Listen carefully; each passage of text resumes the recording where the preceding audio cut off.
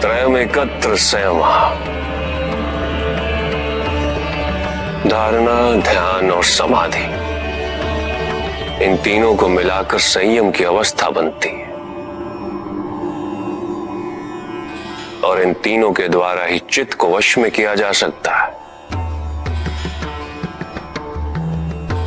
जब तुम धारणा और ध्यान की ओर प्रस्थान करोगे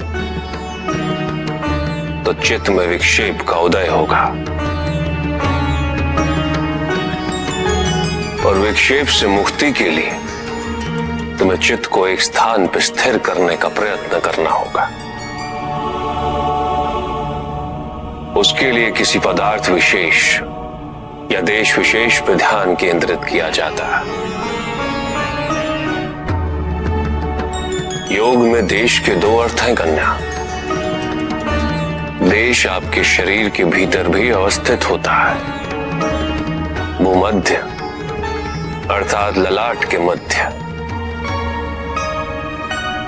नासिका का अग्रभाग, हृदय और नाभि। यह हमारे शरीर में स्थित देश है। इसके अतिरिक्त गुरु, देवी देवता की मूर्ति, प्रज्वलित दीपशिखा, किसी योगी का शरीर, ओमकार जैसी ध्वनि के आलंबनों को भी योग में देश कहते हैं। चित्त को किसी पदार्थ या देश विशेष में केंद्रित करने की प्रक्रिया धारणा है। क्योंकि तुम जिस पे मन एकाग्र करो, मन उसके गुण और उसका आकार धारण कर लेता। चित्त यदि अशांत हो, अशुद्ध हो, तो इस प्रक्रिया से उसमें शांति और शुद्धता का भाव स्थापित हो जाता है। यही एक सर्वोत्तम मार्ग है कन्या, चित्त शुद्धि का। पदार्थ विशेष या देश विशेष का चिंतन करते हुए चित्त तद्रुप हो जाए तो वो ध्यान है। पूर्ण ध्यान की अवस्था में तुम्हें केवल पदार्थ या देश विशेष का बोध रहेगा और कोई भी विचार, कोई भी चिंता तुम्हारे मन में स्थान नहीं पाएगी। चित्त की अवस्था धारणा से आरंभ होकर ध्यान की अवस्था से आगे बढ़ते हुए समाधि में जाकर पूर्णता को प्राप्त होती है। जब साधक को मैं की अनुभूति न रहे और ये भी अनुभूति न रहे कि कुछ अनुभव किया जा रहा है,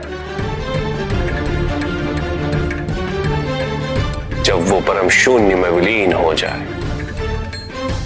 और इस विलीनता का उसे आभास भी ना हो,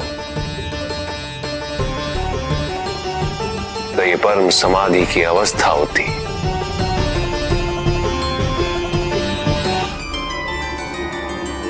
श्वास दर्शन।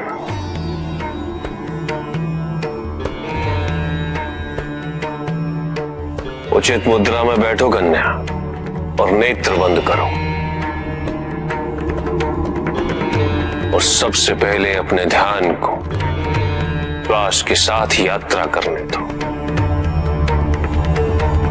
श्वास जब तुम्हारी नासिका में प्रवेश करे उसे भूलो मत कन्या, उसके साथ विचरण करो। ये कहां जा रही है, तुम्हें कहां स्पर्श कर रही है। जब श्वास का अस्तित्व तुम्हें हर क्षण ज्ञात रहे तो धीरे से नेत्र खोलो और सब कुछ भूल कर धारणा और ध्यान की ओर अग्रसर हो जाओ।